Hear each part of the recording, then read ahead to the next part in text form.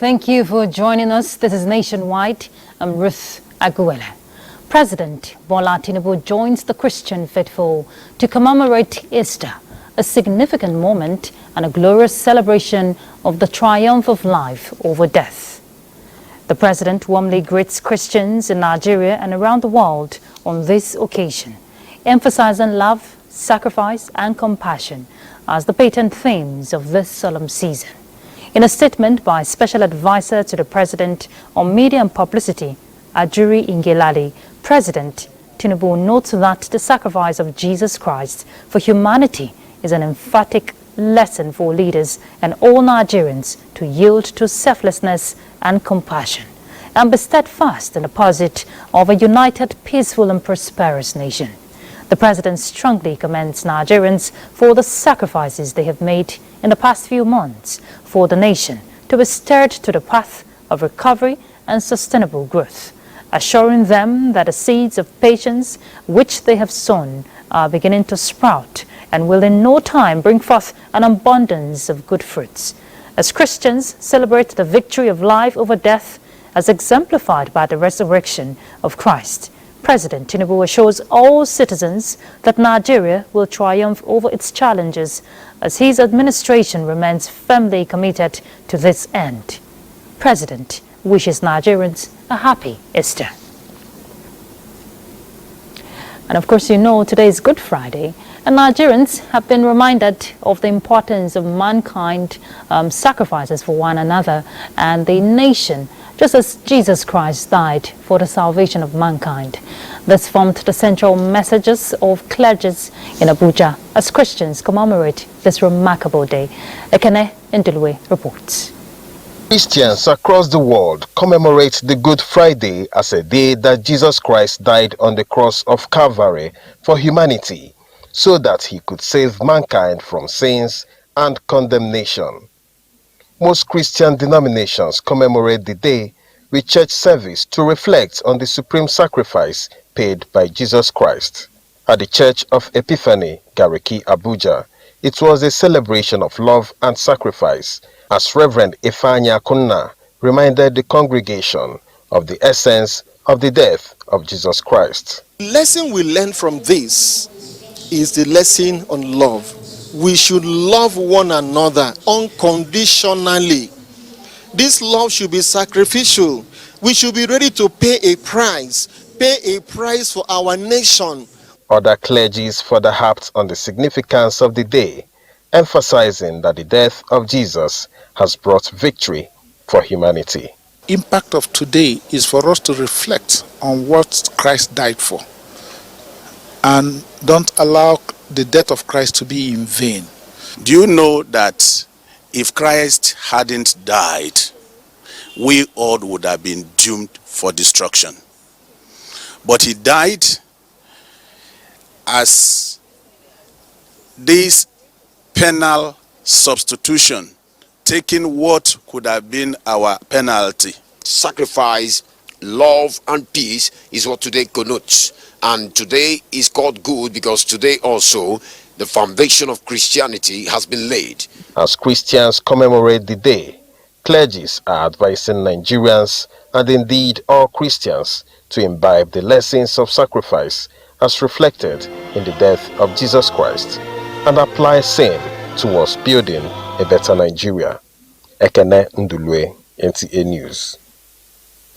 Well, Nigerians are called to imbibe this spirit of selflessness, forgiveness, and love for humanity, as exemplified by Jesus Christ on the cross to withstand adversities. Archbishop of Methodist Church, Archdiocese of Abuja, Most Reverend Michael Akinwale dwelled on these virtues during a Good Friday service in Abuja. Joseph Otsen reports. On the cross of Calvary, Jesus Christ lives the Christian faith with the highest level of humility by accepting pain and death to save humanity from sin. On this day, these faithful from Methodist Cathedral of Unity also join other Christians across the world to celebrate the sacrifice made on their behalf. Messages here focus on significance of the last words of Jesus Christ on the cross, where he called for forgiveness on behalf of those who persecuted him and steadfastness amidst adversities. What brought Christ to the cross is love. So we should also demonstrate love in our homes, in our community, to one another. And when we demonstrate love, our nation will be a thing of pride. The glory of our nation will be restored. With the lessons of Good Friday, clergymen say Nigerians at this trying moment can reap the benefits of sacrifice as they await results from long-term measures put in place by the present administration. In Abuja, Joseph Utsen, NTA News. Good Friday is characterized with prayers, stations of the cross, and messages of hope and sacrifice. But beyond this is the aspect of restriction, especially for Catholics who do not eat meat on Good Friday. Okay, but you know, given the nutritional value of meat highly consumed globally, we have questions around that, because some people will say if non-consumption of meat on Good Friday has any spiritual connotation or just a myth. We'll bring you the full package during the course of the news or subsequent bulletin. But still on this special day, Good Friday, by Christians all over the world who are celebrating. In this report, Omenka Amarachuku takes a look at the significance and importance of the day for Christendom. Was bleeding from a beating, there were stripes upon his back. Good Friday is a day to commemorate the crucifixion of Jesus Christ on the cross of Calvary, which precedes Easter Sunday. In some Christian denominations, the passion of Christ is demonstrated through the rituals of Station of the Cross. Death on the cross is not a good death. One we ask, why will the day somebody died will be tagged Good Friday, good? It was tagged Good Friday because that was the day that the price of sin of man was paid at the cross of Calvary. This week reminds us about sacrificial leadership. Christ was not about himself, about his own interests. He came in order to be there for others. For many Christians, Good Friday provides an opportunity for sober reflection on the suffering and death of Jesus Christ for the redemption of mankind before his resurrection on Easter Day. The actions of our Lord, we can say today, brought forth deliverance, salvation to anyone who believes and calls upon his name. So this is one fundamental thing that every Christian who celebrates Good Friday will never forget. Good Friday is also important for Christians to internalize the lessons of the period and rebuild a deeper relationship with God. In Abuja, Omenka Machuku, NTA News. Right, and to speak further on this significant day, talking about the Good Friday, we have with us in the studio Reverend Canon Smart Simon. He is a vicar and chaplain, NTA Chapel of Resurrection here in Abuja. Thank you so much, Reverend, for joining us. Thank you so much for having me. If we want to look at the significance of Good Friday and the lessons to learn, how best will it relate it to our daily lives, especially as we all, join hands to build a better society? Thank you so much. And talking about bringing it to our daily lives, of course, you have heard from all the other persons that has been interviewed And they emphasize love, they emphasize sacrifice. In bringing it to our daily lives, as Christians, we are expected to practice love because Jesus Christ demonstrated love for us at the cross. How did he do that? He had to come and die on our behalf. The Bible says in Romans chapter 6 verse 23 that the wages of sin is death. Yeah. And because the wages of sin is death, we are the one that have sinned and we are expected to die. But Jesus Christ has to come sacrifice himself. From the Old Testament, we saw how Jews continue to sacrifice on a daily basis to cleanse themselves from sin, but all of it could not atone their sin. Jesus Christ has to come as one perfect sacrifice to sacrifice himself that we may live. As a result, every one of us, Christians or even non-Christians, we're expected to show love to one another. It is the life that we're expected to live. Because if we love one another, Nigeria, most of our problems in this country will be reduced to barest minimum. It is because there is no love. That is why you see people doing all manner of things. The kidnapping and the embezzlement that is going on and so many other challenges and banditries in the country is because there is no love. Okay, and Reverend, I like the fact you just, talked about love, especially when we want to look at the significance of this season. Easter will be celebrated in just 2 days, which marks the end of the Lenten season. And just a few weeks, not too long, we'll be celebrating the Eid al-Fitr, talking about our Muslim brothers and sisters, which ends Ramadan. What is this saying to us? Is this a coincidence or what? Well, we would say it's a coincidence that these things is happening almost at the same time. But I want to emphasize that whatever is the Holy Book, the Bible is emphasizing for Christians to practice at this time, they should do so. And for our brother Muslims, whatever the Holy Quran is emphasizing they should practice at this time, they should all go ahead to do so. I want to believe that the Holy Books has not encouraged anyone to do what is bad. And so if this time all of us are observing our religious activities, religious ceremony almost at the same time, that calls for us to be careful and to know what we can do to ensure that the nation of Nigeria is better for it. Because the way the nation is going now, if you don't rise up and be truthful to the religion that we practice, we're going to hand over a nation that may not be good for our children and our generation yet unborn. And looking at this Good Friday, there's this, belief, I don't know if you want to clarify that, talking about the issue of not eating meat, by some persons. Is it scriptural? Is it a self-denial exercise? Or is it just a myth? Okay, with due respect to those who have decided that in their own denomination, meat will not be eaten on a day like this. We respect their views and their teachings, but if you go through the scriptures, there is no particular place where Jesus Christ said that on a Good Friday, the day he was crucified, that nobody should eat meat. He didn't say so. And as a matter of fact, he has told us in Matthew chapter 15, verse 11, that it is not what goes into the mouth that defiles the body. It is what comes out of the mouth that actually defiles the body. Exactly. As a result, eating meat does not add any spirituality, or not eating it does not add any spirituality to it. So if some denominations have decided that this day we will not eat meat because of what Jesus Christ went through.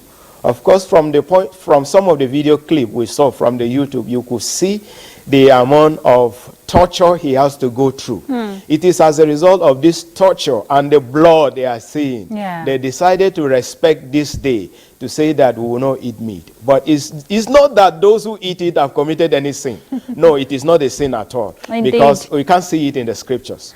Reverend Canon Smith Simon, we want to thank you, for your contribution on the news, and we can't take away the part of sacrifice, tolerance, and forgiveness, which is the essence of today. Thank you so much for your time on the news. Thank you for having me. You're welcome.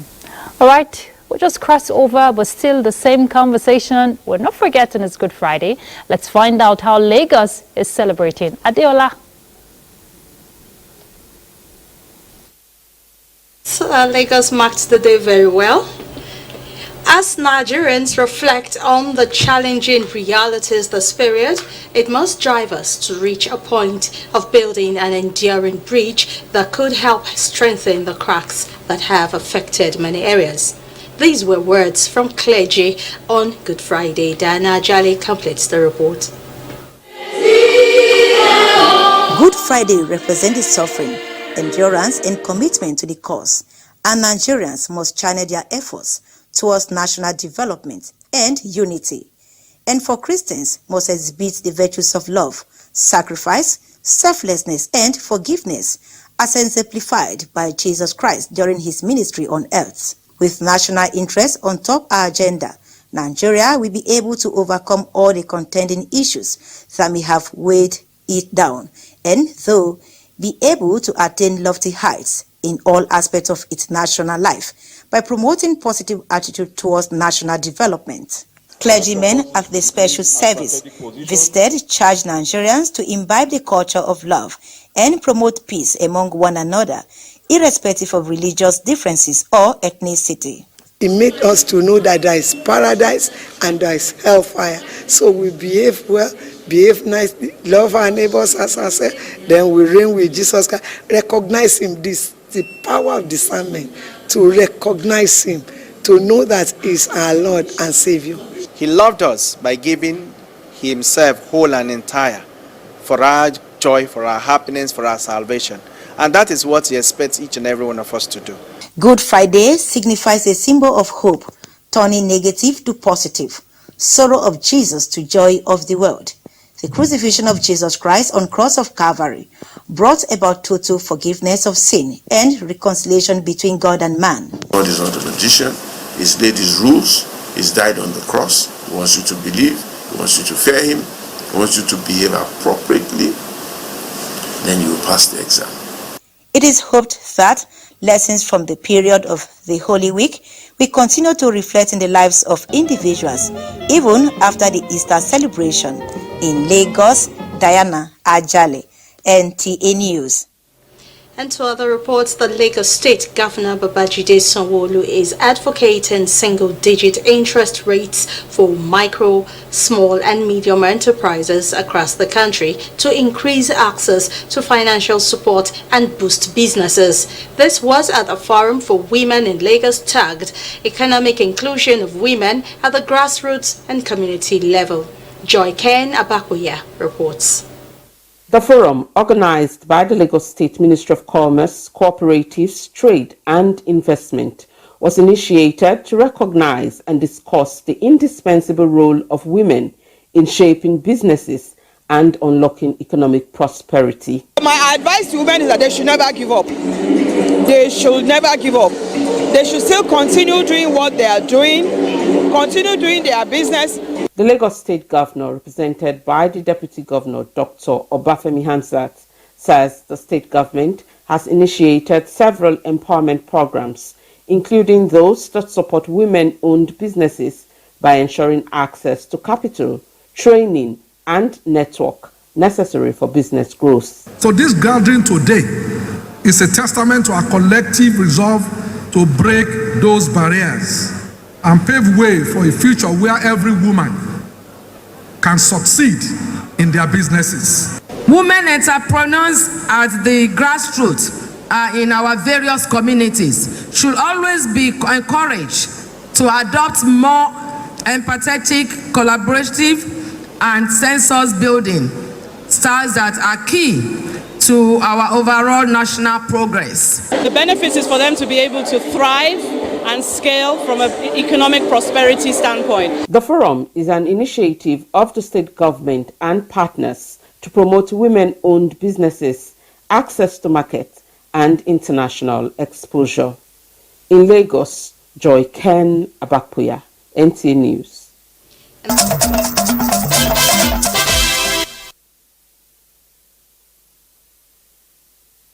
to Jos. The West African Examination Council WAEC is leveraging on technological innovations to curb examination malpractices by students. Head of the Nigerian National Office of WAEC, Dr. Amos Josiah Dangut, gave this indication at the 46th meeting of Test Administration Division Planning and Coordinating Committee in Jos. Ijoma Ozomina reports. The 46th annual meeting brings together heads of division, zonal coordinators, branch controllers, and officers in charge of WAEC to appraise past exams, correct errors made, and strategize towards future examinations. By the end of this meeting, those that are new will learn how to go about it. Those that have been on it will also gain more experience on how to improve on the conduct of the exam. It's our desire that we have a flawless examination. Head of National Office of WAEC, Dr. Amos Josiah Dangut says towards improving on some challenges encountered by the exams body, such as exams malpractice, security challenges, as well as increased number of more than 1,800,000 students, WAEC is engaging on massive sensitization and training. They need to know the examination rules. We also have to sensitize and train our supervisors, our invigilators on the need to ensure that there is strict compliance to the examination rules. As you know, we conduct a standardized examination. In a message to the meeting, Governor Caleb Mutfwang restates the determination of government in empowering its citizens through education, as seen in the massive investment in the sector. Stakeholders are optimistic that the meeting will yield positive results towards uplifting the profile of the examination body positively. In Jos, Ijoma Ozemena, NTA News. The National Council for Women's Societies says it is deeply touched by the recent attacks in Plateau State that have brought hardship to women and children and called on security personnel to redouble efforts towards averting a recurrence. National President of the Society, Lami Lau, stated this in a message to the presentation of food items to victims of recent attacks in Plateau State. Again, Ijoma Ozomina reports. Barkin Ladi, Bokos and Mangu local government areas were recently attacked and lives as well as property were lost during the incidents. This development prompted the societies to visit and identify with victims of the attacks as part of its social responsibilities. Presenting the relief materials, National President of NCWS represented says the societies is saddled with the responsibility of assisting women, children and the less privileged to improve their standard of living. The gesture, she asked, will go a long way in assisting the victims, stressing the need for them to be relocated to their ancestral homes. And she prayed for unity among all the women in Nigeria, that if such thing happen, even though we are not praying for it, we should come together and see how we can help each other. Camp coordinators expressed gratitude to the federal government for the security put in place to restore calm in the camps. Also thank the president for responding swiftly. In most of the villages, there are people, there are security personnel, either police or military in most of the places. So we are hoping that the place will be calm, especially with this, with the farming season coming, that the women will be able to go back. We are appreciating them for what they are doing for us. What they are doing for us, we are praying that God will open doors for them. We want them to come and help us because of these things. The NCWS, during the visit to the 3 local government areas, met with village heads and presented the relief materials to them for onward delivery to the affected victims. In Jos, Ijoma Ozemena, NTA News. That's our contribution from Jos Nationwide continues with Ruth in Abuja. Many thanks, Mary. In a month with high efficacy of answered prayers and supplications, the Muslim faithful at the Abuja National Mosque seek Allah's benevolent mercy upon Nigeria's President, Bola Tinubu, for him to remain focused and steering the ship of nationhood while praying for his continued sound health and other leaders. Abdullahi Ajia reports. As a people of faith who always trust in Allah for guidance, bounties, prosperity and solutions to challenges that confront mankind, worshippers at the Abuja National Mosque invoked the pleasure and benediction of Allah upon President Bola Tinubu for more wisdom and health while discharging his constitutional responsibilities. These wishes and prayers were in tandem with the message of the Imam's sermon, where he enjoins worshippers to always pray for leaders to succeed and use the Ramadan fast to seek Allah's pleasure. The khutbah appeals to Muslim Ummah, most especially in these 10 days of Ramadan, to intensify prayers for our dear nation so that Allah subhanahu wa ta'ala restore peace and harmony in every nook and cranny of our nation. With Islamic scholars drawn from the 36 states of the Federation for the spiritual occasion, the Vice President, Hashim Shettima, extolled the glowing qualities of President Tinubu. Just as worshippers say, the President and leaders need more encouragement to fix a number of titan developmental, social and economic challenges at the moment.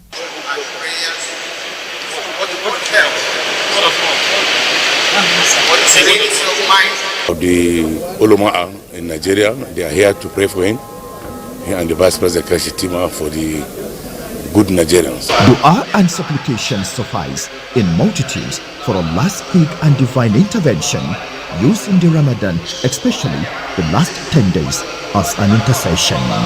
In Abuja, Abdullah Hajia, NTA News.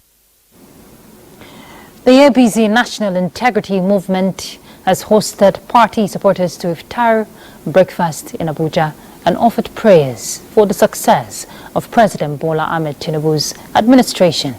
The movement says the aim was to appreciate Nigerians for their resilience and unwavering support to the renewed hope agenda of the Tinubu's administration and peaceful coexistence amongst the people.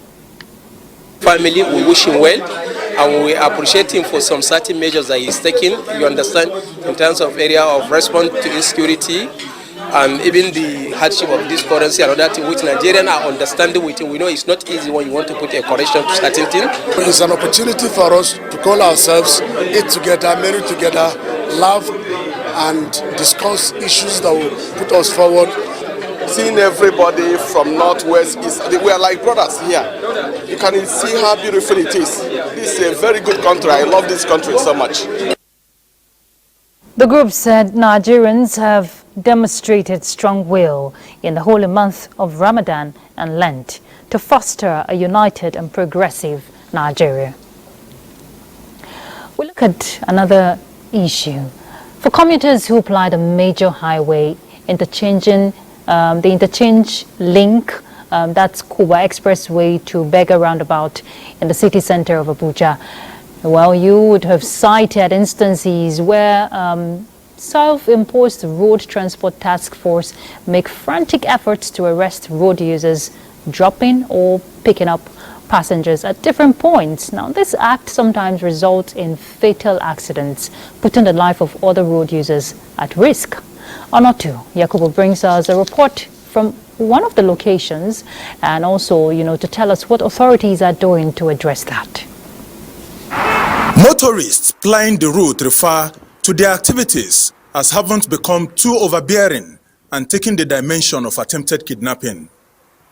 Their mode of operation entails the touts swooping down on unsuspecting drivers, slowing down to drop off passengers. At rush hours, both morning and evening, it is usually a chaotic situation around this Banex Junction flyover linking the Kubwa Expressway to the Bega Roundabout, as these touts and self-imposed task force rain down on unsuspecting motorists, dragging the wheel of the vehicle with the owners of the vehicle on the road.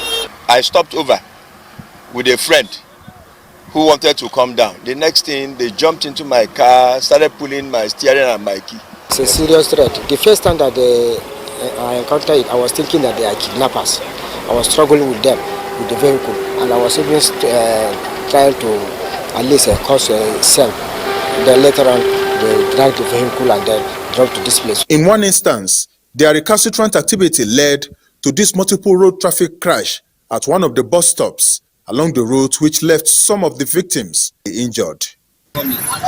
Forcefully take possession of people's vehicles. They are driven to this park across the expressway with the tires deflated until the owners part with sums of money to ransom their vehicles. That's why the unions have their task force to make sure that nobody is loading outside. Everybody should come inside. And then you know the way drivers resist. Sometimes they resist the arrest. Beyond this challenge, residents assert that general security in Mabushi has improved drastically over time, with the police intensifying crackdown on criminal activities. Onotu Yakubu, NTA News.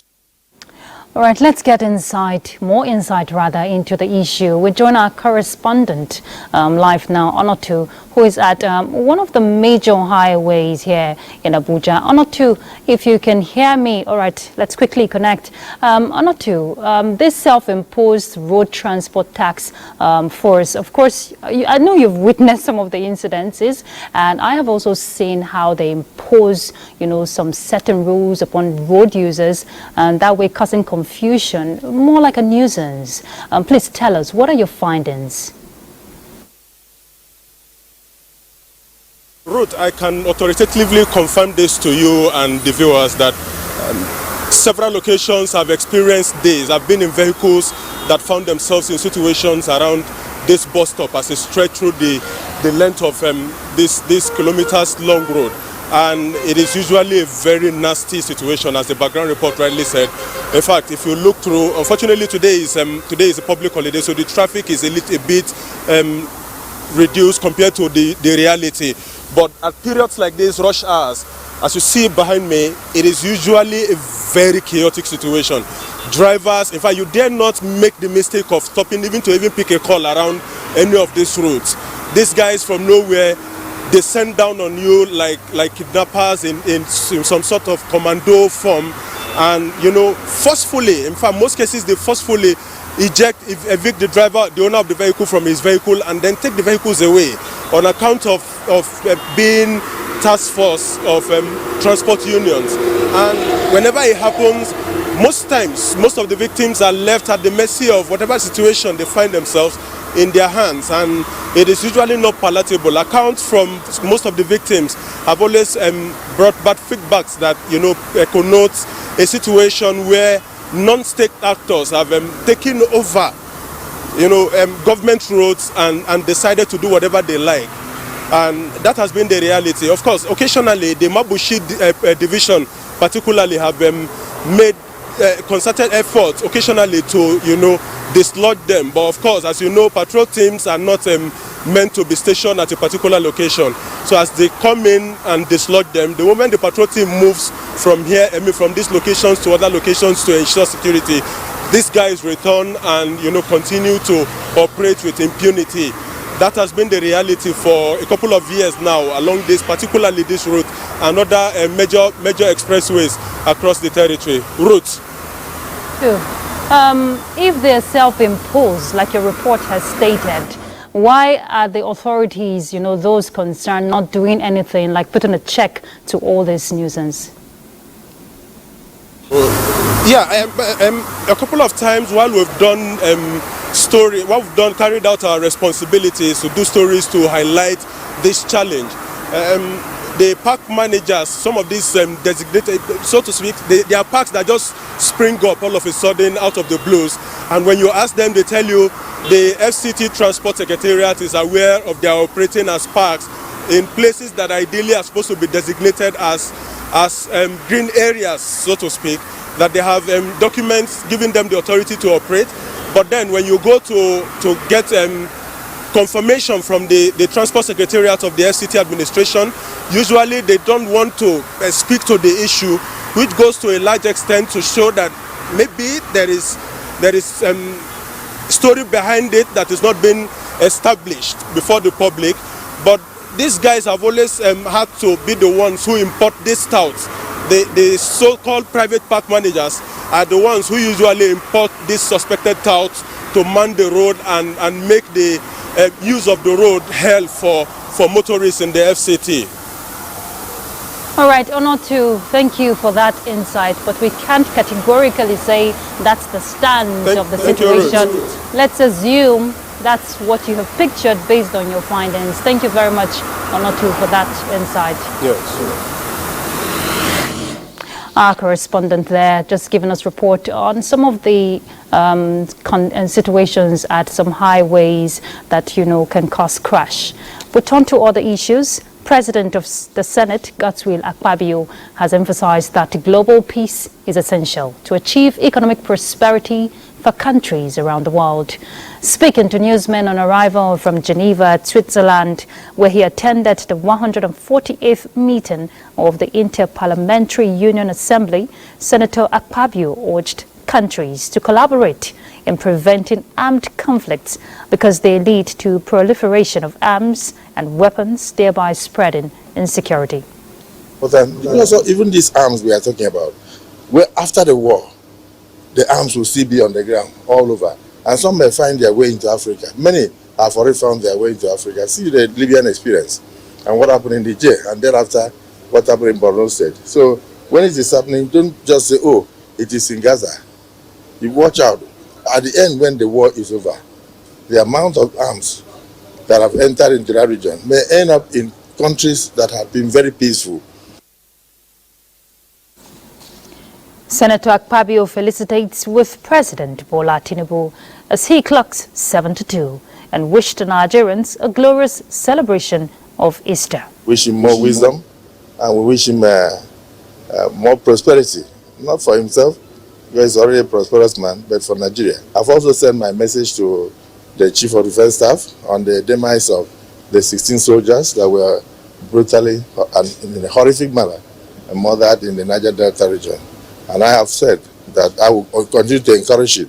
I will personally see them, that whether we bring justice to them or we bring them to justice, the major thing is that justice must be done. My message for Easter is that we should live just like Christ. He died for us. We should be sacrificial. We should carry one another along. Akpabio attended the IPU for the second time as executive committee member. Let's make another stop at Maiduguri, where we join Yunusa for more reports. Hello and thank you for joining us in Maiduguri. The federal government has further upgraded the University of Maiduguri Teaching Hospital towards more efficient service delivery. This follows oxygen piping system project being undertaken in the hospital to ensure availability and easy access to oxygen by patients that need it. Mohammed Goni reports.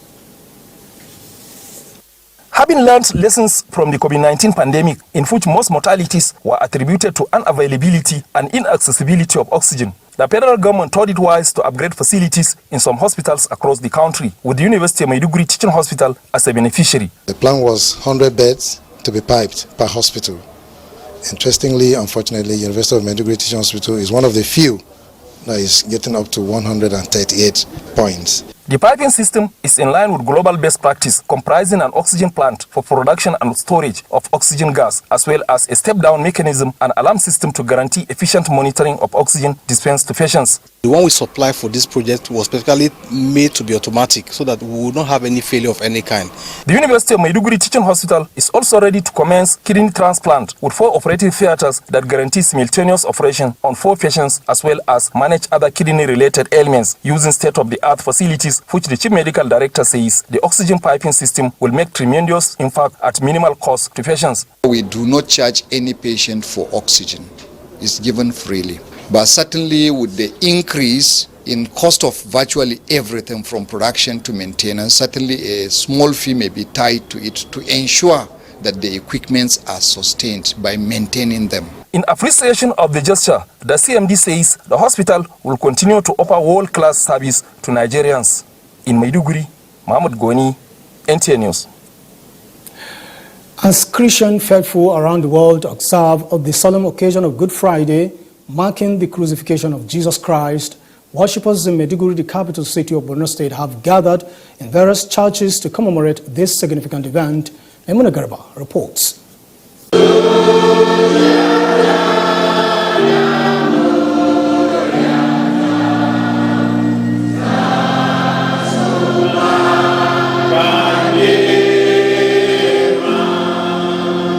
Friday serves as a reminder to all believers of the profound message of sacrifice and salvation that Jesus Christ exemplified through his crucifixion.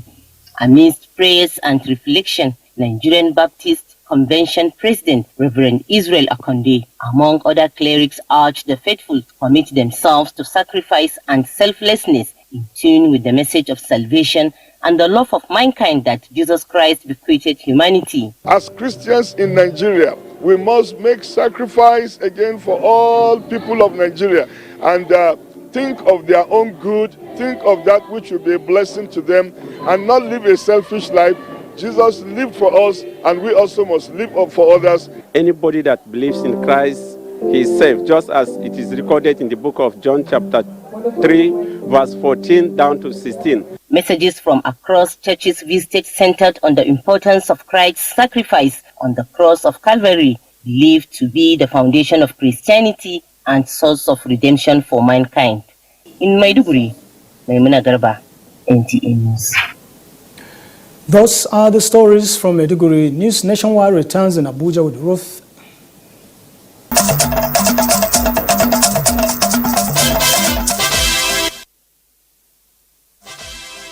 Let's quickly get to Enugu to join Comfort. She has the next set of report for us.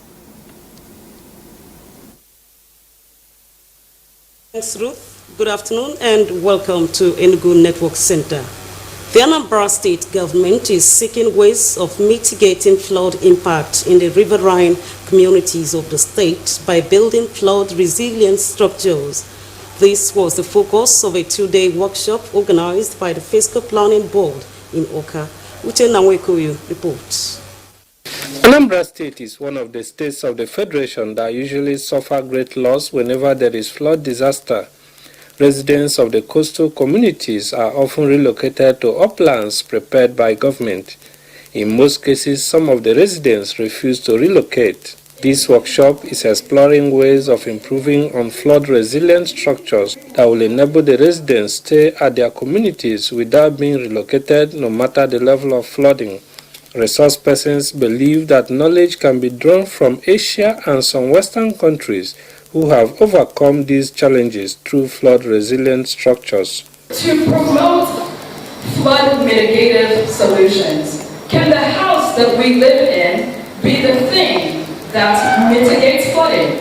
Chairman and Managing Director of the Anambra State Physical Planning Board, Chike Maduekwe, said the workshop reflects the desires of the state government towards improving the lives of those in the riverine communities. So that not every year we need to be relocating people to go to IDP camps and so on and so forth. I'm happy the presentation is diverse. We have builders, we have town planners, engineers, the academia, everybody. There's need to sensitize the public and ensure that the materials for building undergo the necessary checks at the material testing lab. We need to talk to our people. We need to talk to them in the language they will understand. This is a step in the right direction towards building a flood-resilient state, and I hope that if we take the crusade to communities, it will be more impactful. A large number of communities within the coast of the River Niger in the Anambra North areas suffer perennial flooding.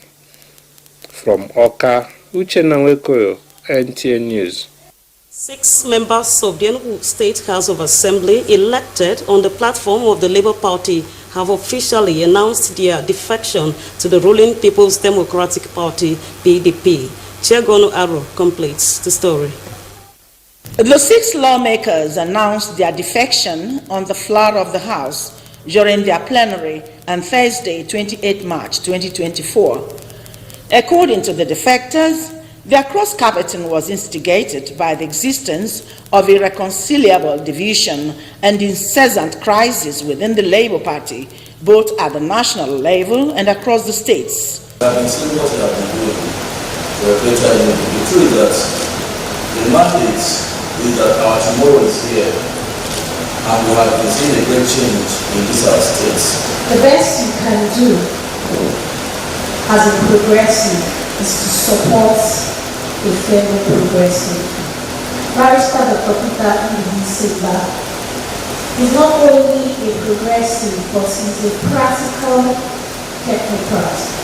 And I've carefully observed the best way to ensure that those policies are made to the people of Abuja is to be actualized. After my careful consideration, I find no other means than to join the People's Democratic Party. Welcoming them into the ruling party, the Speaker maintained that PDP will give them a robust platform to continue to serve the interests of their people. Let me use this opportunity to formally, on behalf of the honorable members of the Enugu State House of Assembly, welcome all of you to the People's Democratic Party, the PDP. Thank you and welcome. Now, with the defection of the 6 Labour Party members into the ruling party, People's Democratic Party now has majority members in the State House of Assembly. In Enugu, Chiegono Aro, NTA News. And as a package from here is back to Abuja for more reports on Nationwide. Thanks, Comfort. Governor Babajide Sanwo-Olu has called for concerted efforts from all arms of government and citizens to build a nation every Nigerian will be proud of. The governor made the call while receiving members of the National Assembly Joint Committee on Works at the State House in Marina. Joy Ken Abapoya reports.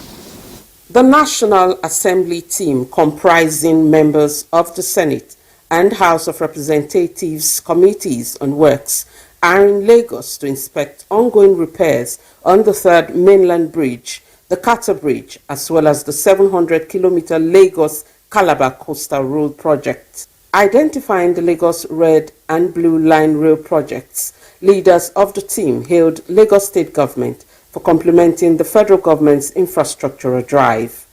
The Renew Hope agenda of Mr. President is actually real and it's not something fictitious. I want to congratulate and thank Mr. President for that choice. We also want to thank him for his great vision at ensuring that different parts of this country, have meaningful, impactful, purposeful governance, and he's showing it in all of his various interventions. Governor Sanwo-Olu, while urging members of the 10th National Assembly to continue to be passionate about their constituencies, emphasized the need for more collaboration between the federal government, states, and the National Assembly. In Lagos, Joy Ken Abapoya, NTA News. In its bid to further strengthen cultural and educational relations, Bulgaria has launched a book Kana with the National Library of Nigeria. The venture is also in keeping with a memorandum of understanding signed between National Library of Nigeria and its Bulgarian counterpart, where they both agreed to exchange literatures, histories, and digitization of multilingual materials of both countries. The National Librarian, Professor Chinwe Veronica Anunobi, flanked by Yanko Yordavonov, inaugurated the Kana.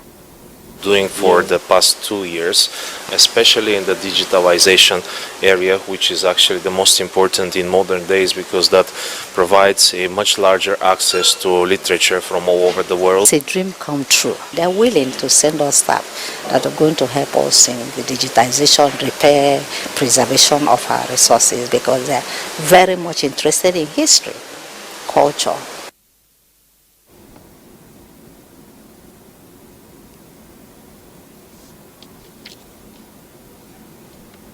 That concludes Nationwide. Thank you for your company. I'm Ruth Aguwele. Do have a pleasant evening.